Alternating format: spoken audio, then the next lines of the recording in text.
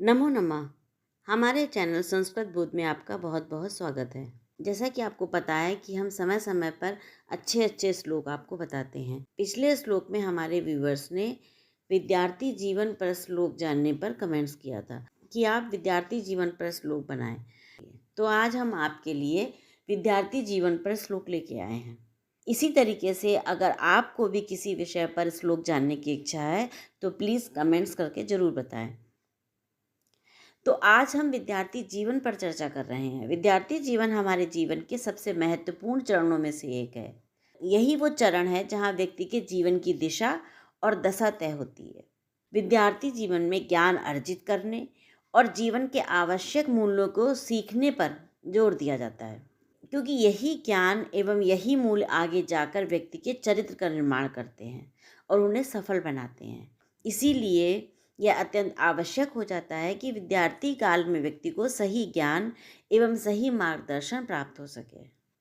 सबसे पहले हम आपको बताते हैं विद्यार्थी कौन है। विद्यार्थी वह व्यक्ति होता है जो कोई चीज़ सीख रहा होता है, और वो सीखने वाला कोई बच्चा भी हो सकता है, किशोर भी हो सकता है, युवा भी हो सकता है और वयस्क भी हो सकता है। विद्यार्थी शब्द के लिए वो किसी भी आयु वर्ग का हो सकता है। विद्यार्थी दो शब्दों से मिलकर बना है, विद्या प्लस अर्थी। विद्या मतलब ज्ञान, अर्थी माने चाहने वाला, ज्ञान को जानने वाला, चाहने वाला, सीखने वाला। लेकिन सबसे महत्वपूर्ण बात यह है कि वह विद्यार्थी वह होता है जो कुछ भी सीख रहा होता है। सीखने वाले को विद्यार्थी कहते हैं। वैसे तो संस्कृत में ऐसे कई श्लोक हैं जो विद्यार्थियों के लिए बहुत अच्छे कहे जाते हैं। इन श्लोकों के उच्चारण से मन में शांति और जीवन में सकारात्मकता का प्रभाव होता है। तो आइए हम आपको कुछ विद्यार्थी जीवन के श्लोक बताने जा रहे हैं। सबसे पहला श्लोक है, सुखार्थिना कुतो विद्या नास्ति विद्यार्थिना सुखम। सुखार्थी व त्यजेत विद्याम, विद्यार्थी व त्यजेत सुखम। जिसका अर्थ है, सुखार्थिना कुतो विद्या। सुखार्थिना माने सुख चाहने वाले को, सुख की अभिलाषा रखने वाले को विद्या कहाँ। जिसे कोई कष्ट ही ना उठाना हो उसे विद्या कैसे प्राप्त हो सकती है। नास्ति विद्यार्थिना सुखम, और विद्या चाहने वाले को सुख नहीं होता है।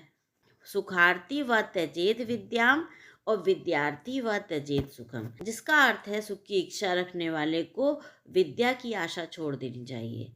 जिसे सुख चाहिए उसे विद्या नहीं प्राप्त हो सकती है, और विद्यार्थी को सुख की इच्छा छोड़ देनी चाहिए।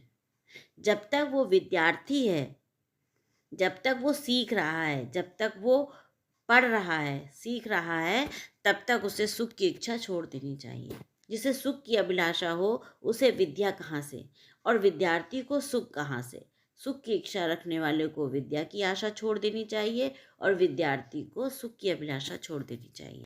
दूसरे श्लोक में बताया गया है, अलसस्य कुतो विद्या अविद्यस्य कुतो धनम, अधनस्य कुतो मित्रम अमित्रस्य कुतः सुखम। जिसका अर्थ है, अलसस्य कुतो विद्या। अलसस्य माने आलसी, आलसी इंसान को, कुतो माने कहाँ, विद्या माने विद्या। आलसी इंसान को विद्या कहाँ, और अविद्यस्य कुतो धनम, और जिसके पास विद्या नहीं है तो उसके पास धन कहाँ। भाई धन तो विद्या से ही आएगा, आपके ज्ञान से ही धन आएगा।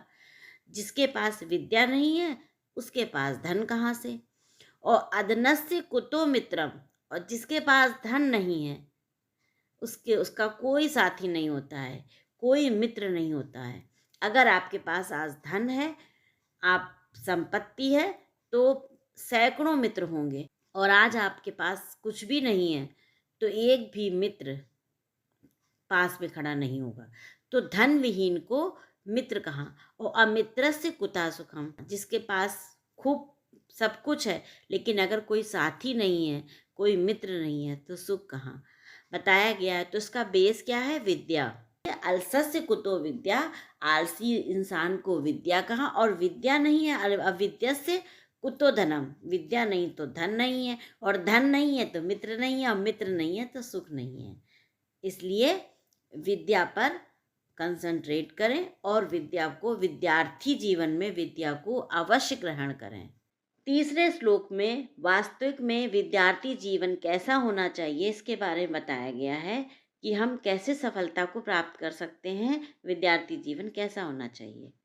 काक चेष्टा बको ध्यानम स्वान निद्रा तथैव च अल्पहारी गृह त्यागी विद्यार्थी पंच लक्षणम। यहाँ पर विद्यार्थी जीवन के 5 लक्षण बताए गए हैं कि विद्यार्थी जीवन कैसा होना चाहिए। काक चेष्टा, कौवे की तरह चेष्टा यानी कि सब और दृष्टि, तुरंत देखना, तुरंत निरीक्षण करना, ऐसा होना चाहिए। और बको ध्यानम, बको माने होता है संस्कृत में बगुले को कहते हैं बको, तो बगुले की तरह ध्यान, एकाग्रता होनी चाहिए। स्वान निद्रा, और नींद कैसी होनी चाहिए? स्वान संस्कृत में कहते हैं कुत्ते को, कुत्ते की तरह नींद होनी चाहिए कि अल्प व्यवधान पर ही उठ जाए, जरा सी खुटक में ही उठ जाए। तो स्वान निद्रा तथैव च, और कुत्ते की तरह नींद होनी चाहिए।